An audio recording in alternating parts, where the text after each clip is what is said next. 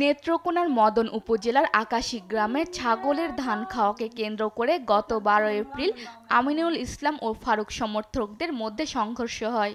এতে আহত হয় অনেকেই। গুরুতর আহত ইমাম হোসেন ময়মনসিংহ মেডিকেল কলেজ হাসপাতালে চিকিৎসাধীন অবস্থায় মারা যান। এরপর থেকে গ্রামে উত্তেজনা বিরাজ করছে।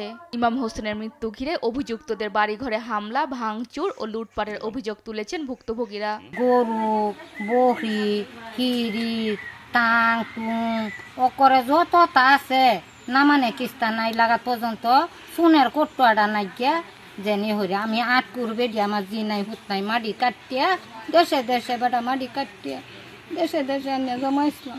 লোহার একটা চেন, দুটি চেইন আছিল, কানের একজোর হোলা আছিল, এই 1.5 লাখ টাকা আছিল, কাউলা পত্র সব লয়ে গেছে আরেক গত্ত। অভিযোগের তীর হত্যা মামলার বাদী আমিনুল ইসলামের দিকেই, তবে তিনি দায় অস্বীকার করেছেন। 3 জন রোগী নিয়ে ময়মনসিংহ মেডিকেল কলেজ হাসপাতালে যাই। ময়মনসিংহ মেডিকেল কলেজ হাসপাতালে যাওয়ার পরে আমার ভাই এখানে ইন্তেকাল করে।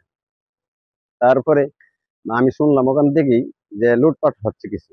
তাহলে আমি ওই জায়গায় ছিলাম, আমার সাথে আমার লোকজন অনেক ছিল। কে বা কাহারা এই কাজটা করছে এই বিষয়ে আমার কোনো ধারণা নাই। এদিকে বিষয়টি খতিয়ে ব্যবস্থা নেওয়ার আশ্বাস দিয়েছেন মদন থানার ওসি। আকাশীতে খুনের ঘটনার পর আমরা ঘটনাস্থলে তাৎক্ষণিক সংবাদ পেয়ে যাই।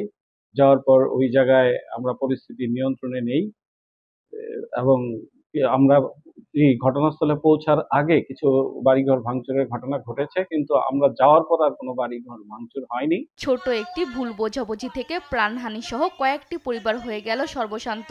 তাই প্রকৃত দোষীদের বিচার চান এলাকাবাসী। নিউজ ডেস্ক, দেশ টিভি।